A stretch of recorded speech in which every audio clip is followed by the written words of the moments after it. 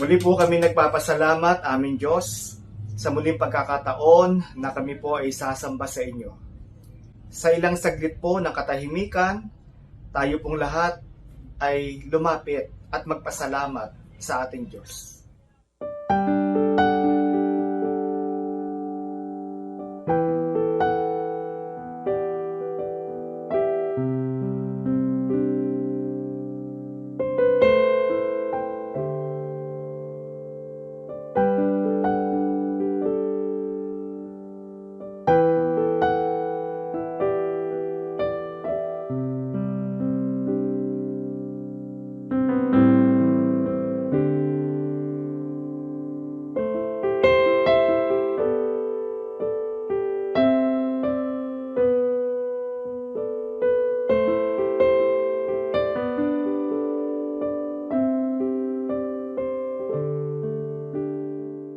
Aming Panginoon, kami po ay nagpapasalamat sa iyong kabutihan. Hiling po namin na kami po ay pagpalain. Pangunahan niyo po kami sa aming pagsamba. Pagpalain niyo din po yung maghahayag ng iyong mga salita. Hayaan niyo po na mangusap po kayo sa aming mga espiritu at kaluluwa na siyang magiging kalakasan po namin. Maraming salamat po aming Diyos. Purihin po ang iyong pangalan. Ito po ang aming samo at dalangin sa pangalan ng aming Panginoong Hesus.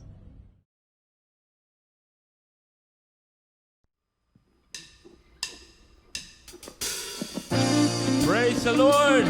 Praise His holy name. Psalms 104:5 says, "Enter His gates with thanksgiving and His courts with praise. Give thanks to Him and praise His name. For the Lord is good and His love endures forever. His faithfulness continues through all generations." We worship the God who was. We worship the God who is. We worship the God who evermore will be. He opened the prison doors. He parted the raging seas. My God, He holds the victory. There's joy in the house of the Lord. There's joy in the house of the Lord today. And we won't be quiet. We shout out our praise. There's joy in the house of the Lord. Our God is surely in this place. And we won't be quiet. We shout out your praise. Oh, oh, oh. We shout out your praise. Oh, oh, oh. We sing to the God who heals. We sing to the God who saves. We sing to the God who always takes away. The young man bore that cross and He rose up from that grave. My God, still rolling stones away. There's joy in the house of the Lord. There's joy in the house of the Lord today. And we won't be quiet. We shout out your praise. There's joy in the house of the Lord. Our God is surely in this place. We won't be quiet. We shout out your praise. We were the beggars, now we're royalty. We were the prisoners, now we're running free. We are forgiven, accepted, redeemed by His grace. Let the house of the Lord sing praise. We were the beggars, now we're royalty. We were the prisoners, now we're running free. We are forgiven, accepted, redeemed by His grace. Let the house of the Lord sing praise. There's joy in the house of the Lord. There's joy in the house of the Lord today. And we won't be quiet. We'll shout out your praise. There's joy in the house of the Lord. Our God is surely in His place. We won't be quiet. We shout out your praise. There's joy in the house of the Lord.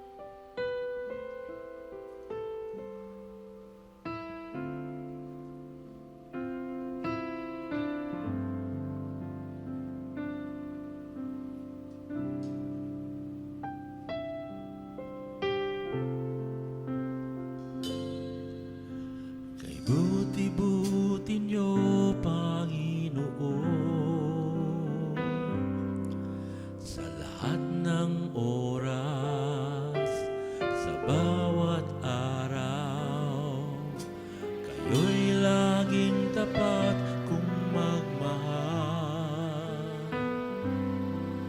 Ang inyong kaawaan ay magpawalang hanggan.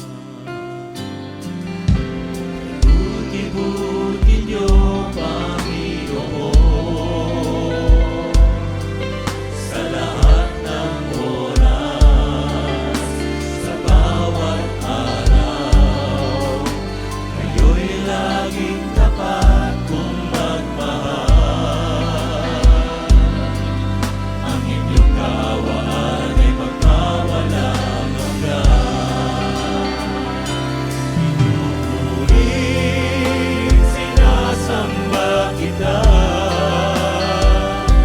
dakilang Diyos at Panginoon.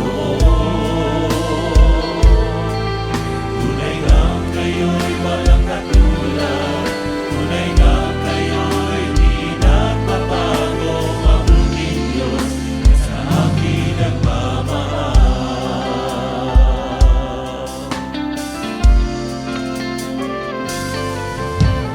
Buti-buti niyo, Panginoon,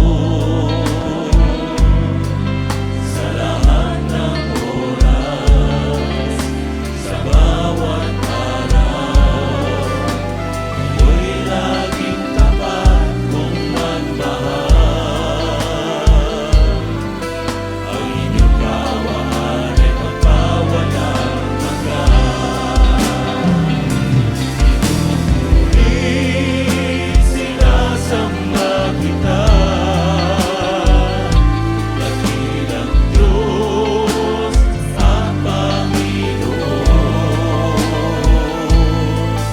Tunay ngang kayo'y walang katulad, tunay ngang kayo'y di nagbabago. Mabuting Diyos na sa akin nagmamahal.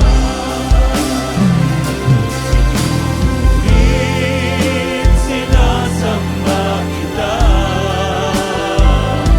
dakilang Diyos at Panginoon. Tunay ngang kayo'y walang katulad, tunay ngang kayo'y di nagbabago. Mabuting Diyos na sa akin nagmamahal. Tunay ngang kayo'y walang katulad, tunay ngang kayo'y di nagbabago. Mabuting Diyos na sa akin nagmamahal. Mabuting Diyos na sa akin nagmamahal. Mabuting Diyos na sa akin nagmamahal.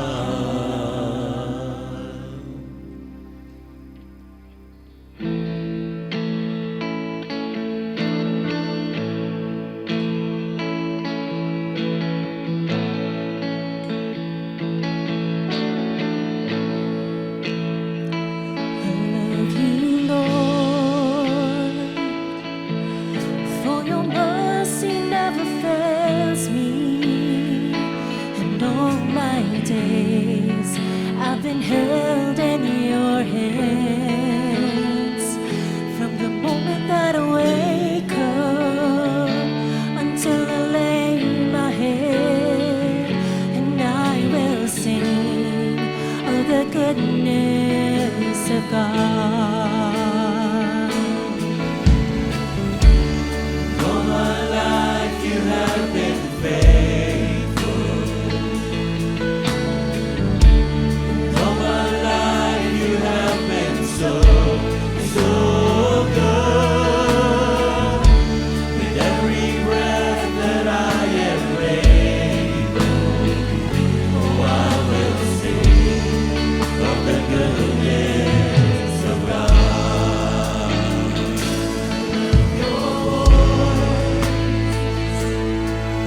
You have led me through the fire, in the darkest night. You are close like no other. I've known you as a father. I've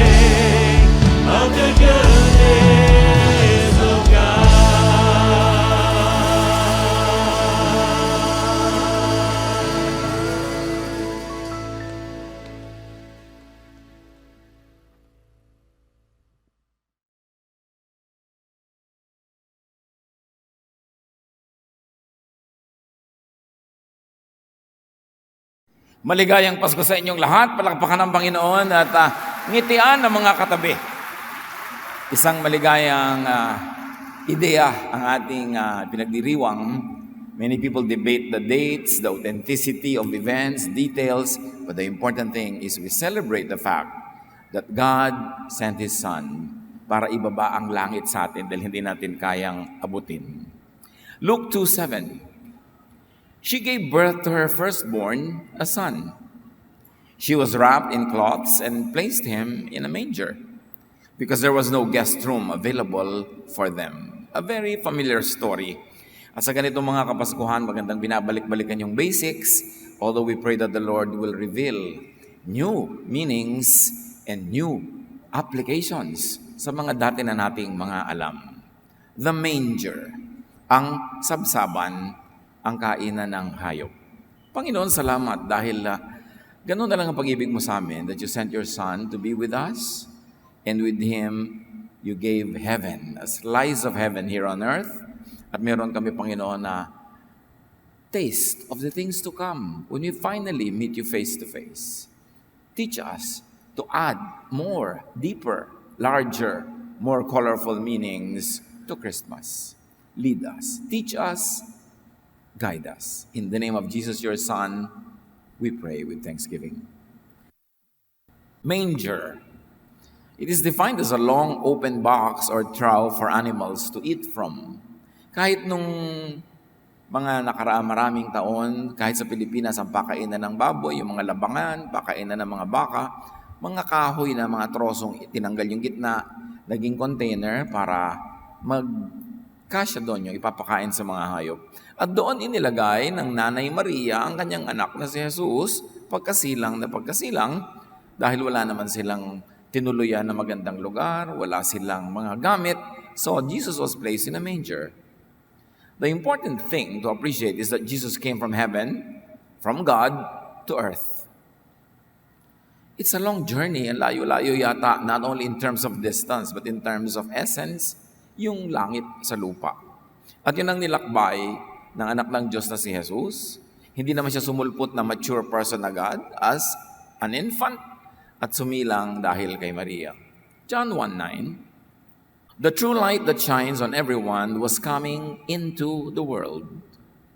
In verse 14, the Word became a human being and lived here with us. We saw His true glory, the glory of the only Son of the Father. From Him, all the kindness and all the truth of God have come down from us. Yung simpleng-simpleng pagkakapanganak kay Jesus sa isang simpleng lugar, sa isang napakasimpleng oras at panahon, ang laki ng kahulugan. Dahil dinala ni Jesus ang buong kalangitan kasama niya para dalhin sa tao, para makarating sa tao.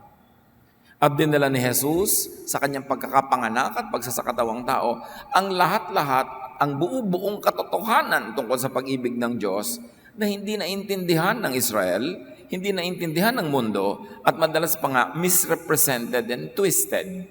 That's why God sent His Son to bring with Him to all people the kindness and the truth of God.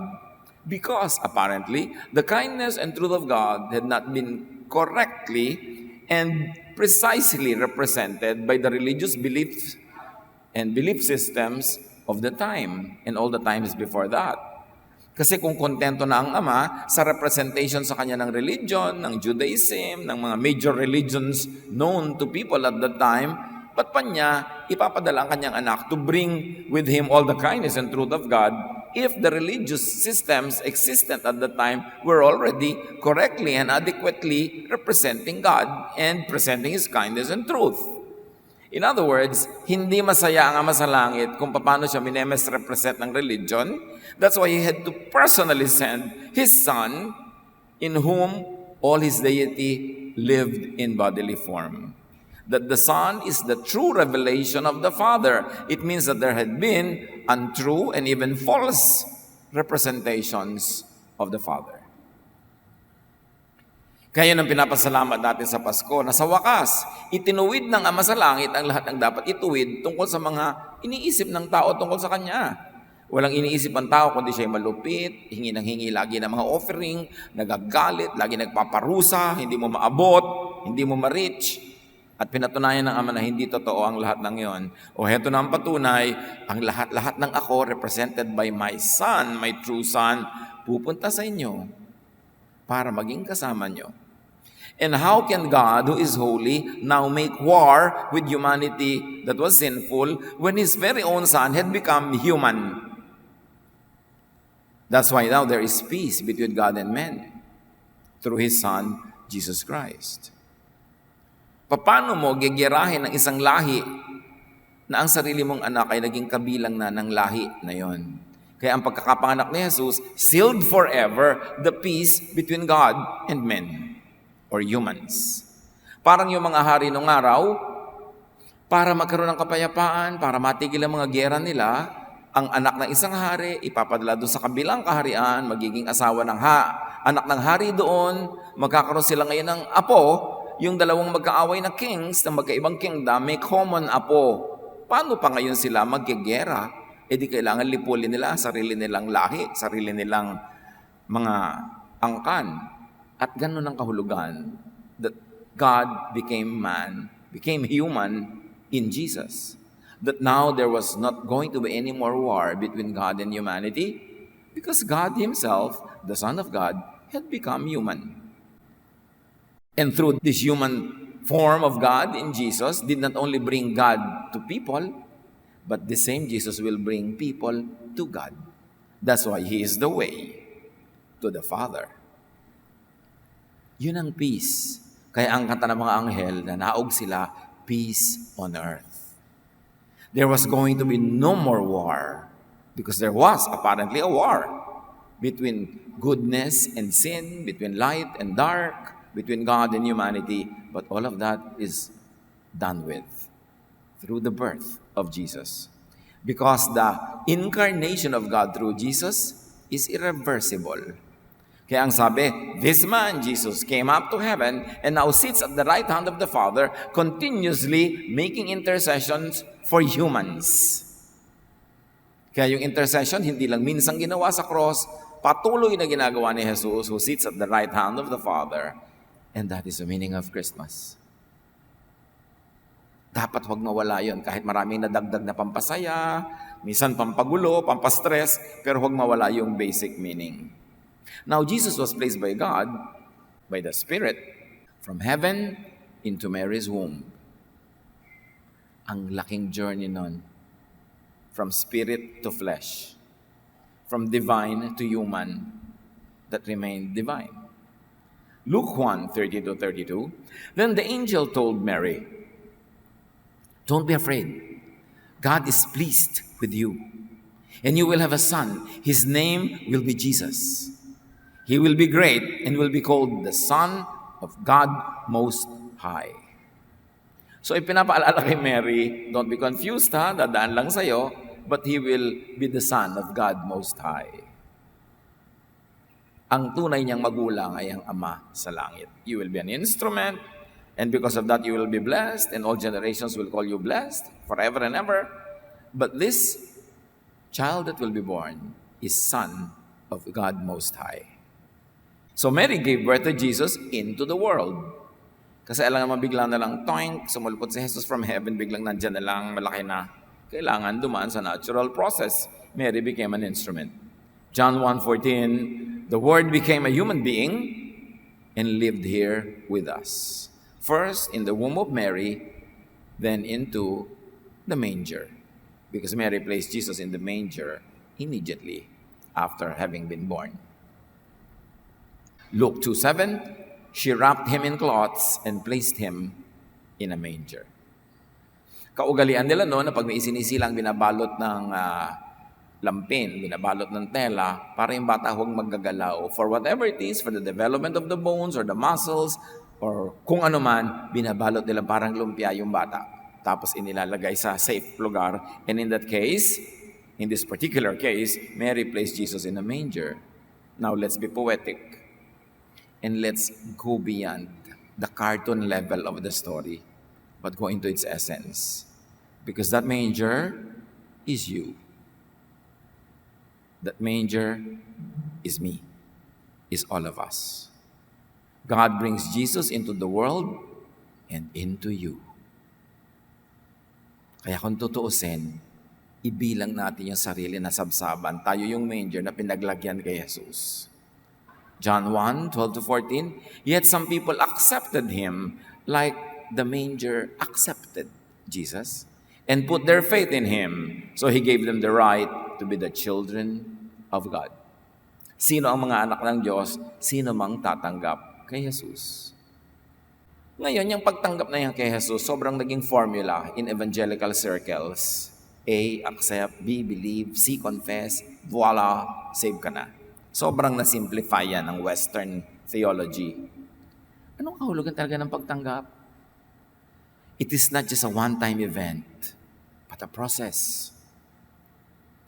Yes, you come to a point in your life when you realize that Jesus is really the Son of God, that Jesus is heaven on earth, that Jesus is our way to heaven and to the Father, and you believe in that, and because of that, you mentally, you intellectually, intelligently believe, subscribe to it, and you accept Jesus into your mind, into your heart. But that's not all. That's just the beginning. After accepting Jesus into our hearts, into our minds, we go into a lifelong journey of learning from Him, of imitating Him, of being like Him. Kaya dangerous din yung sobrang sinasabi nila na once saved, always saved. Nang ibig sabihin lang nila ay, minsan kong tinanggap, abracadabra, sis, bumba, tok, saved na ako. Tapos wala na akong pakialam sa buhay ko, wala na akong pag-aaralan, wala na akong gagawin, saved na ako. Sobra namang simplification yun. It is the beginning of your journey with Jesus, but it's not the end. And it's not everything. Mahalagang maintindihan natin na para tayong manger, pinaglagakan. At yung inilagak, infant.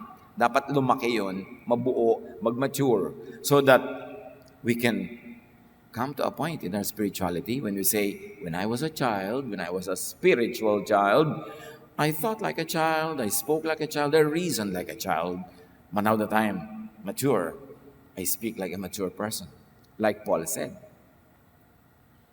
Kaya hindi sapat yung tinanggap mo sa Jesus, end na.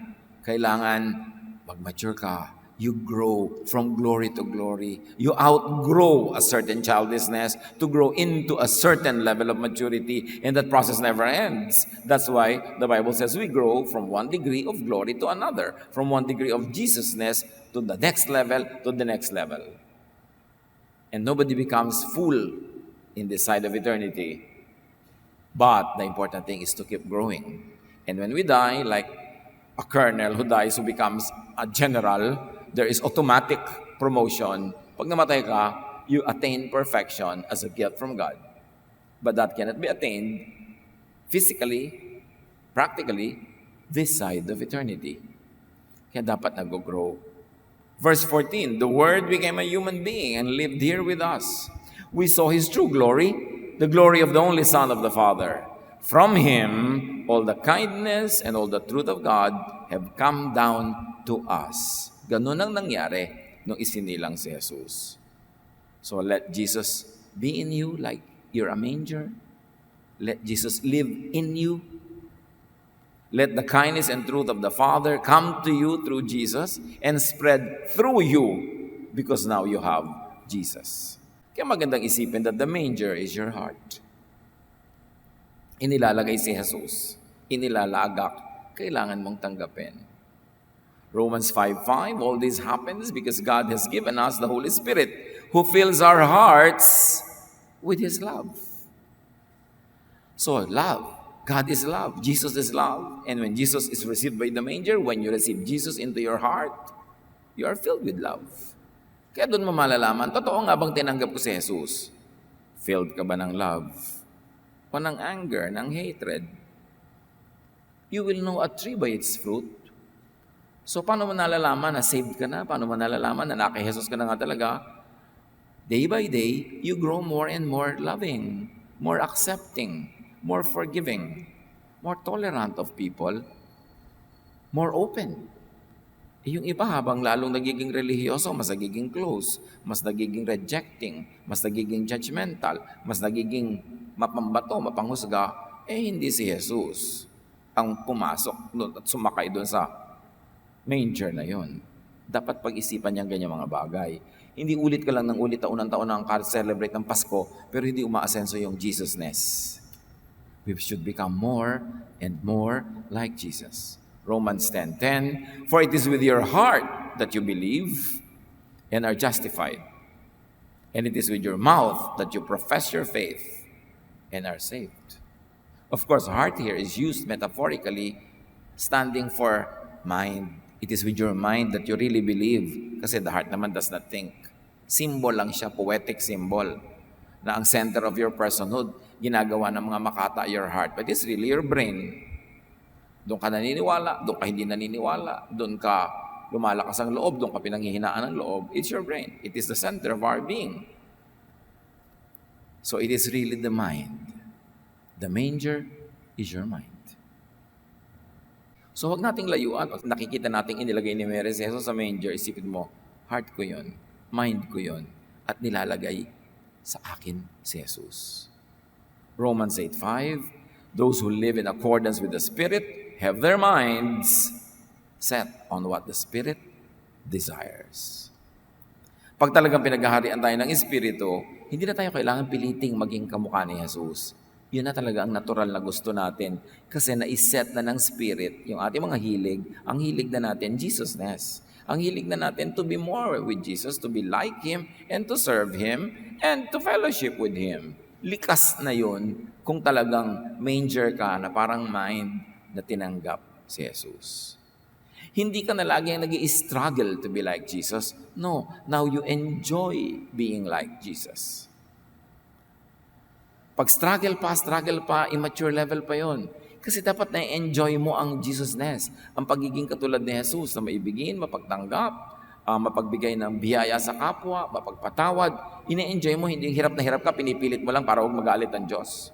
We should grow into that level of maturity when we actually enjoy being Jesus-like.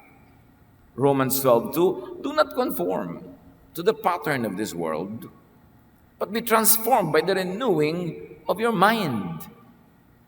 Then you will be able to test and approve what God's will is. His good, pleasing, and perfect will. Huwag na kayong makiayon sa takbo ng mundo. Ibahin nyo ng utak nyo. Huwag nyo igaya sa 95% ng utak sa paligid. Kasi ang utak ang ibinibigay natin sa Diyos. Sa utak natin siya pinatitira. Sa utak tayo nagbabago.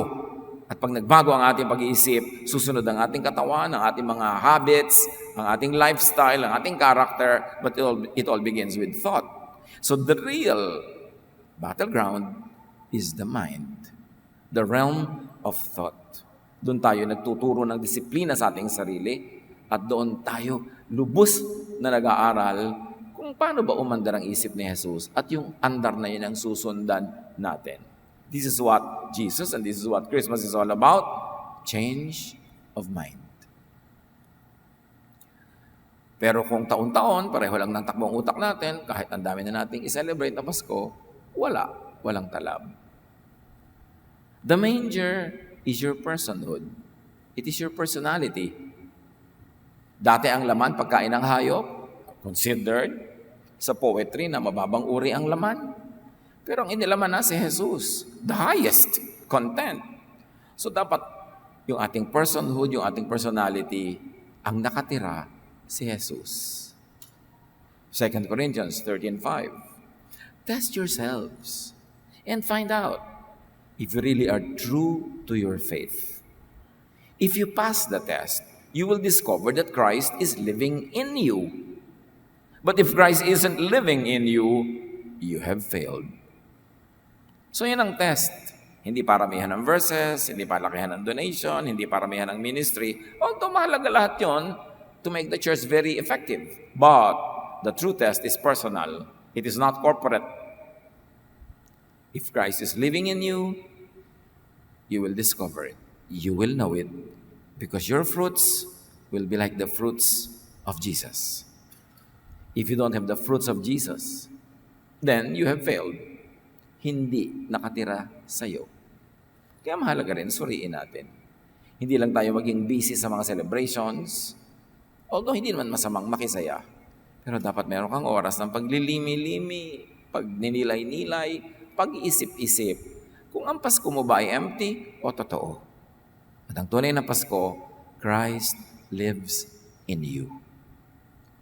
2 Corinthians 4:6. The scriptures say, God commanded light to shine in the dark. Now, God is shining in our hearts to let you know that His glory is seen in Jesus Christ. So that is our goal. Marami tayong Christmas lights, yes. Maraming parol, maraming electronic lights. Pero is the light of God shining in your heart? Not the electronic light on the wall, not the electrical light on the tree, but the light of the Spirit shining in your hearts and shining through you. And you become the light of the world like Jesus is the light of the world. That where you go, it's as good as Jesus is there. Pag may magkaaway na pagbabati dahil ikaw ay namamagitan. Pag may gutom, may nakakain, may nabubusog, kasi nagbibigay ka ng pagkain. Pag kami nahihirapan, nagbibigay ka ng ginhawa. Kaya sabi ni Jesus, blessed kayo kasi nakakakulong ako, dinalaw niyo ako, may sakit ako, inalagaan niyo ako, gutom ako, pinakain niyo ako, hubad ako, dinamitan niyo ako. Malaki ang gantimpala ninyo. Sabi ng mga tao, kailan naman po namin nakita yan na nangyari sa inyo? Hindi naman namin nakita yan. At sabi ni Jesus, aba, pag ginawa niyo yan sa mga dukha, mga kawawa, mga api, mga gutom, mga hubad, ginawa niyo sa akin yun. Yun ang bilang nun, yun ang point nun. You did it to me. So pag ginagawa natin yun, yun ang ibig sabihin na may Pasko ka na nga. Kasi the light of God shines not only inside your heart, but through you, so that it serves as a light for people around. That they get to see God, the invisible God, through you and your visible deeds. That they feel the love of Jesus through you. You become an instrument of God's blessing. Yun ang ibig sabihin that Christ lives in your manger. So invite, welcome, and let Jesus come into you. If you haven't yet.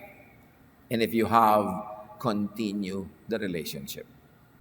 Essentially and progressively. Revelations 3:20.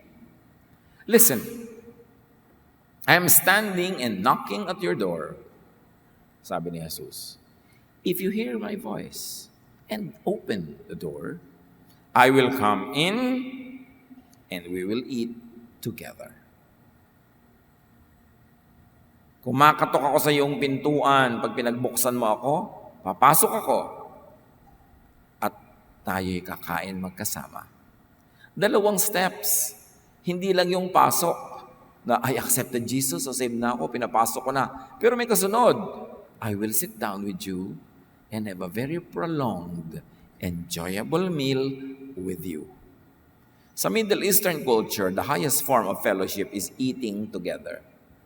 Kaya yung sinasabi nating, the Lord is my shepherd, ang kasunod nun, you lay a table before me in the presence of my enemies. Ibig sabihin, naghahain ka, kakain tayo, at walang magagawa ang mga kaaway ko. Because in old Middle Eastern culture, when somebody opens his tent or his house for you and sets a table before you and eats with you, it is a signal to all the community surrounding that house that nobody can touch you, that the owner of the house, your host, will give his life to protect you from all your enemies. That's why you don't only come in and eat, you enjoy the protection of the house. Kaya sabi ni Jesus, if you will only open the door, I will come in and eat with you. I will protect you from all your enemies, including yourself. I will give my life to protect you. And that's what Jesus did. He gave His life to give us our life. He paid for our sins. He became our champion. His victory became our victory because if we would fight the battles on our own, we would all lose anyway. So Jesus fought it for us, and with His victory, we have all become victorious. Sabi niya, I will eat with you. Nobody can touch you. Dadaan muna sila sa ibabaw ng aking malamig na bangkay. At ibinigay ni Jesus yung bangkay na yon, pero hindi siya nanatiling bangkay. He rose from the dead, proving that His ministry of salvation was a grand success. Yun ang Pasko. You cannot appreciate Pasko without connecting it to Holy Week. Dumating siya, yun ang Pasko. Pero anong ending? Namatay at nabuhay siya para sa atin. Sabi niya, I will come in. But it's not going to be a one-time, 1 minute, 1 second event. I will eat with you all your life. We will be together on the table, fellowshipping. I will be teaching you. I will be an instrument of the Father in heaven to make you like me, because I am the Son of God, so that you too will become a child of God. And actually, you have become a child of God the moment you accepted me. But legal status lang yon. Sa totoong buhay, ang layo-layo pa ng itsura mo. So pagtrabahuhan natin yan, let us work together. That's why Christmas is not only a certain day of the year. It is every day of the year that you make Jesus come into you and join you and change you from glory to glory. Same with me. All of us. John 1:12. Yet some people accepted him and put their faith in him, so he gave them the right to be the children of God. So to be a child of God, it's not joining a certain religion. It's not wearing a certain costume. When you accept Jesus and you know what you're doing and you're accepting him in spirit, in truth, and in practical deed, you are a child of God. And of course, children have to move to adulthood. That's why it is important to keep dining with Jesus, fellowshipping with Jesus, and be filled with Jesusness. So let Jesus live and grow in you. Yung bang habang dumadaan ang araw, mas Jesus ka na kaysa mas ikaw dati. Yung parang, ano nangyayari sa kanya? Nagiging katulad siya ni Jesus. Dapat ganun. Galatians 2:20, it is no longer I who live, but Christ lives in me. And the life I now live in the flesh, I live by faith in the Son of God. I dedicate to the Son of God. I live the style that the Son of God would want me to have. I am a little Christ. That's why I am a Christian. I am a Jesus believer. It is important. So make your heart the kingdom of God. Make your heart an extension of the kingdom of God. Kaya si Jesus, tinatanong siya, nasa ng kingdom? Nasa ng kingdom? Kailan darating ang kingdom? Sabi ni Jesus, the kingdom is in you. Nasa inyong puso. Nasa inyong lifestyle. Kaya pagka mga tao nagtanong sa'yo, nasan ba ang kingdom of God? It's in my heart. Don't you feel? I am the kingdom of God. Now, if you open your heart, Jesus comes in and eats with you. You become another extension of the kingdom of God.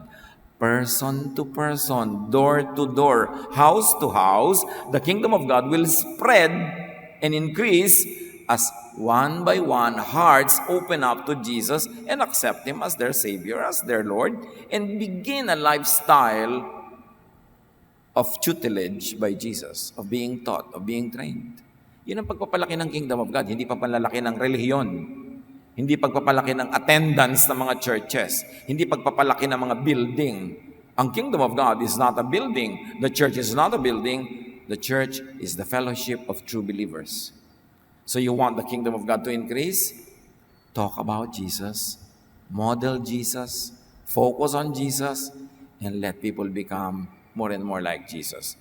Then the kingdom comes.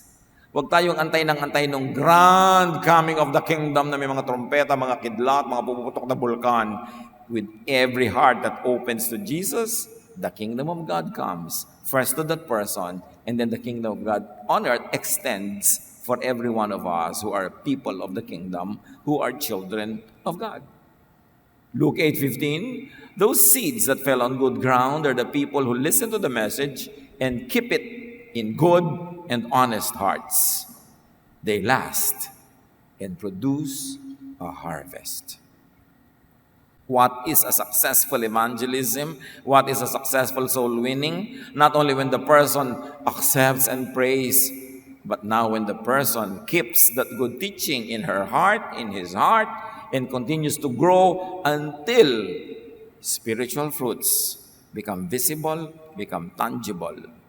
That you know that they are now bearing the fruit of the Spirit, which is really love for others, which is really good deeds, goodness, kindness. Then you know that the evangelistic work had gone full circle. That the seed planted is now has now become a flower, has become a fruit, and now bearing seeds that will be planted again, and the cycle goes on again, and more people accept Jesus as their Savior and Lord. So meron tayong pananagutan. First, to model Jesus-ness, to make it more appealing and less threatening for people to come to Jesus because they're at ease with you, because you are nice, because you are kind, and because you are not judgmental and rejecting and snooty and self-righteous. We must correctly represent Jesus so that the kingdom will increase. Parang nung first century Christianity, the people of God were sharing food, they were sharing resources. So ang sabi sa Bible, and the Lord added to their number daily those who were being saved. Why?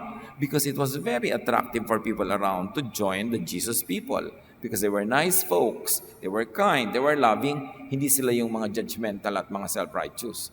That has become of many people who profess to be Christians. So you accept. You're like a manger accepting Jesus and then share Jesus with others. Ang ganda ng poetry. Kasi yung manger, lalagyan ng pagkain ng hayop. So nang inilagay si Jesus doon, in a romantic and poetical way, isipin na natin na naging pagkain siya ng mga hayop. Naging pagkain natin, that Jesus became our food. He became the spiritual bread from heaven. At tayo man, kung tayo ay manger na tinitirhan ni Jesus, many people will come to us and be fed. Because we're available and we're open and we're allowing them to feast on the Jesusness that is within us. Nagiging receptacles tayo, nagiging dispensers of blessing to people, that people come to us and feed on Jesus. Sabi ni Jesus, eat my body, drink my blood. That's for us metaphorical. That is poetic language. Ibig sabihin, have my mind, think like me, be Jesus-like, and therefore, mapapatunayan mong anak ka nga ng Diyos. Kasi ako anak ng Diyos, kamukha kita, di anak ka rin. Then share Jesus with others. Sa kabisihan natin sa Paskong Pasko, baka naman wala na tayong panahon mag-share tungkol kay Jesus. Kailangan meron.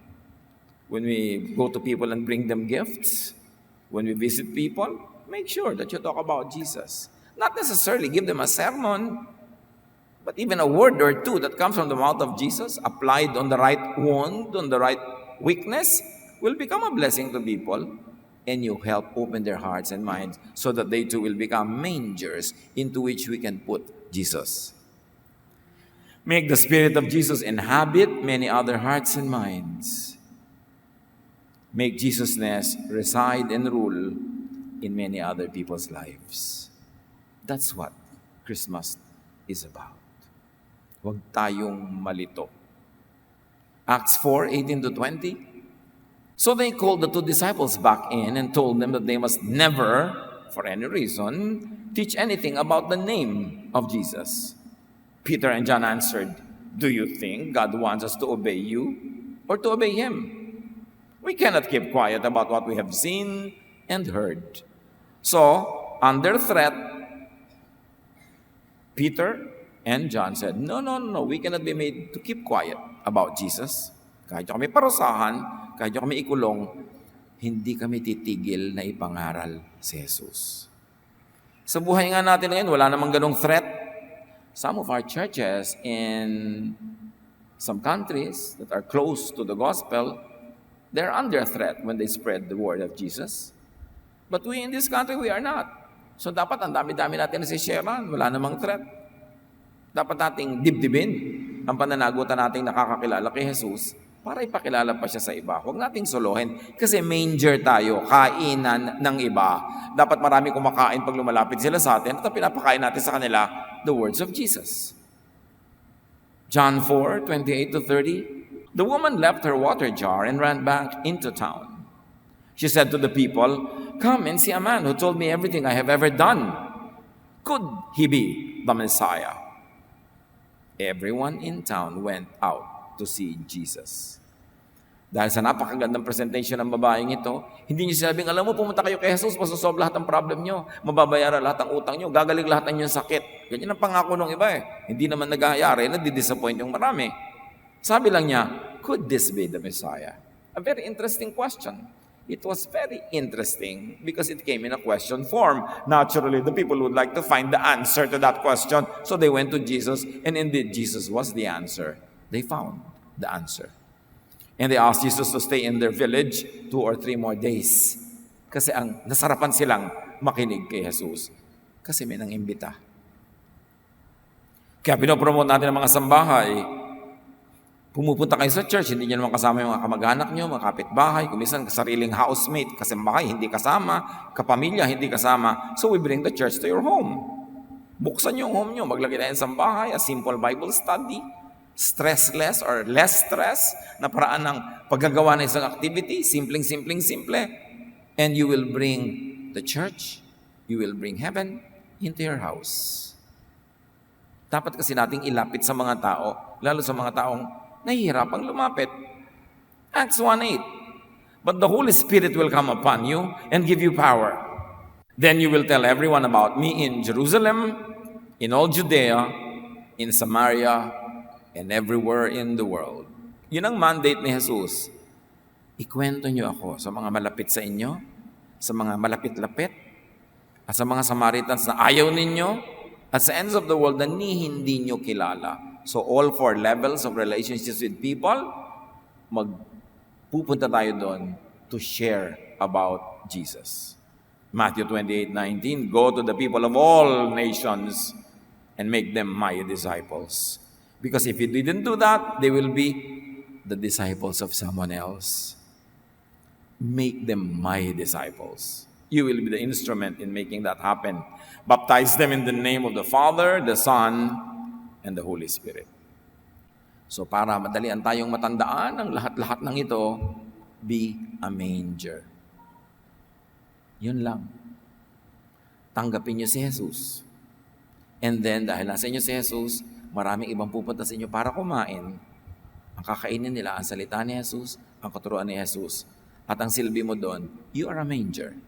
Naging receptacle, naging sisidlan, naging meeting point between God and the people that need God, then maganda ang Pasko. Make people's hearts and minds become new mangers into which other people will come to them and be lovingly cared for. So, cradle ka, pwede mo gawing cradle ang iba, but you begin by telling people about how good Jesus is. That's why it is important to realize the mission of Christmas. Take it upon yourself as your mission to make it really more meaningful because this is what Christmas is all about. Panginoon, salamat po sa inyong mga kabutihan sa amin. Napakarami ng mga celebrations. Nawa hindi lang namin bilangin kung magkano natanggap naming regalo, ilan na ipamigay namin, kundi magbilang kami ng mga espiritu, mga kaluluwa na dadala namin sa inyong paanan. Magbilang kami ng mga taong nagiging manger, nagiging sabsaban, into which you come because we bring you to them and because we bring them to you at maraming ibang makikinabang at kakain doon. But first, we make ourselves your manger, O God. Live in us, grow in us, and fill us with your fruits, with your glory, with your kindness. Pagbulay-bulayan natin mga ito, pag-isip-isipan as we celebrate Christmas.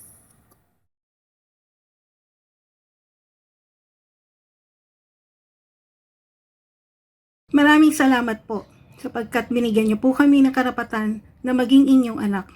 Naway magampanan namin at maisabuhay namin ang buhay ng pag-ibig na inyo rin namang ipinagkaloob sa amin. Matuto kami na maibahagi ang inyong mensahe ng kaligtasan at pag-ibig sa aming kapwa. Sa ilang sandali ng katahimikan, patuloy po nating papurihan at pasalamatan ang Panginoon.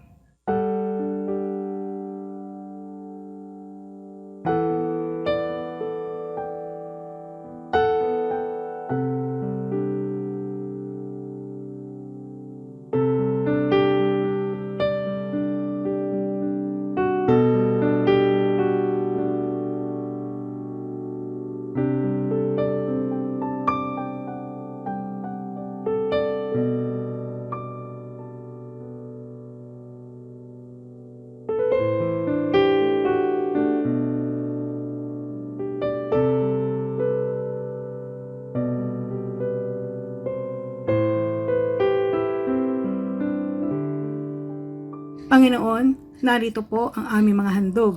Ibinabalik at inaalay namin sa inyo sa pangalan ng Panginoong Hesus.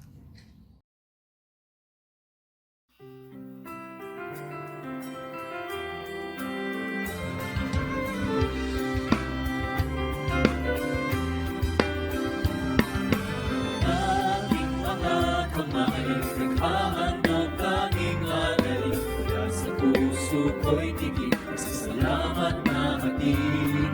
Upang salita niyo ay palaganapin, papalawak ang makalangin na gawain. Tinig na umaawit, pagpapuri ang inihahatid. Sa salamat na sinasabi, ang kalakay walang patid. Upang sayang ibinabalik, pagkabiyayang galing sa langit. Tunay at mayaman ang inyong pag-ibig. Ang aming alay, O Diyos, ay tanggapin. Handog na pinakamainam ang aming dadalhin. Lahat ng ito'y sa inyo dinanggaling. Manalaan tungo sa inyong gawain. Ang aming alay, O Diyos, ay tanggapin. Handog na pinakamainam ang aming dadalhin. Lahat ng ito'y sa inyo dinanggaling. Nakalaan tungo sa inyong gawain.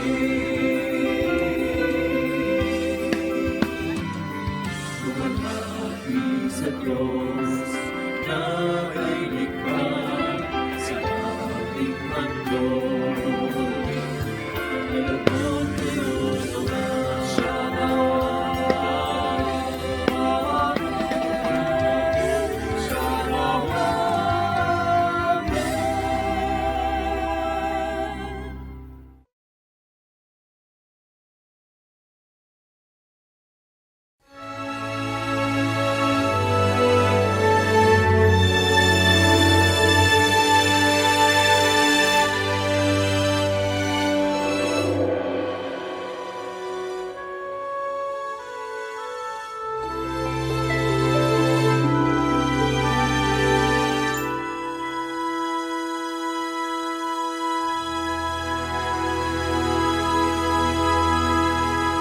Holy night, the stars are brightly shining. It is the night of our dear Savior's birth. Long lay the world in sin and error pining, till He appeared, and the soul felt its worth. A thrill of hope, the weary world rejoices, for yonder breaks a new and glorious morn. Fall on your knees, oh, hear the angels' voices, oh, night divine, oh, night when Christ was born. Oh, night divine,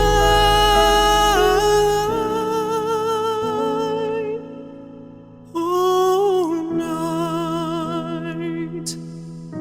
night divine.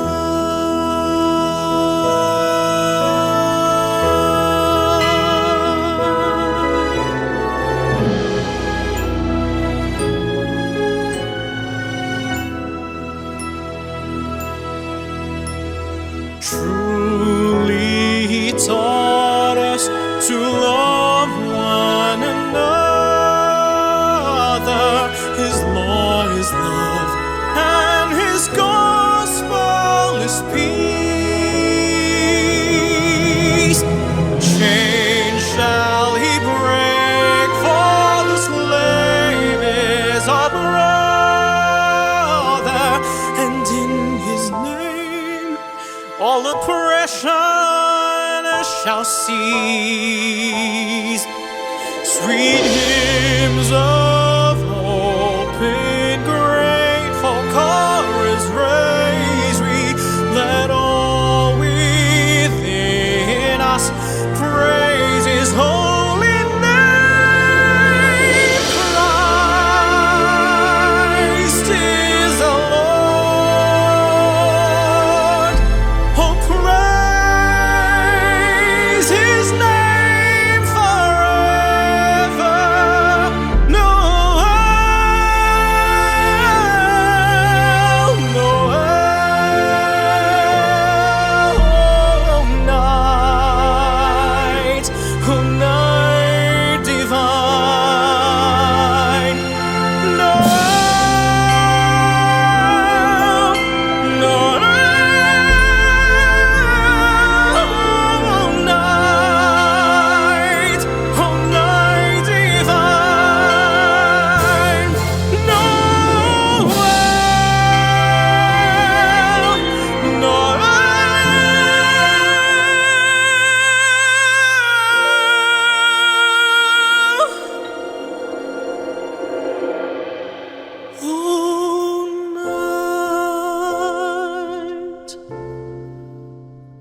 oh, night divine.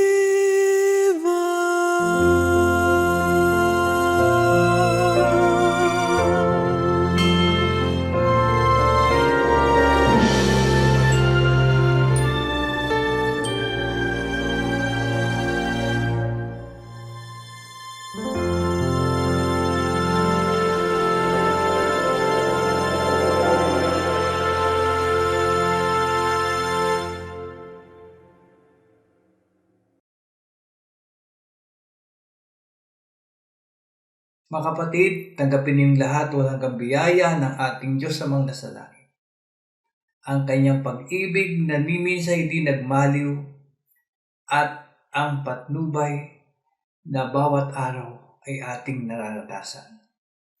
Ang walang hanggang pagdiligtas ng ating Panginoong Jesucristo hanggang maabot natin ang buhay na walang hanggan. At ang gabay, patnubay ng Banal Espiritu na siyang nagbibigay sa atin ng kapayapaan, ng pag-ibig at kapahingahan. Muli aming Diyos ay nang binabalik ang papuri, pagsamba at pagluwalhati. At natin ito'y dalangin namin sa pangalan ng aming Panginoong Jesus.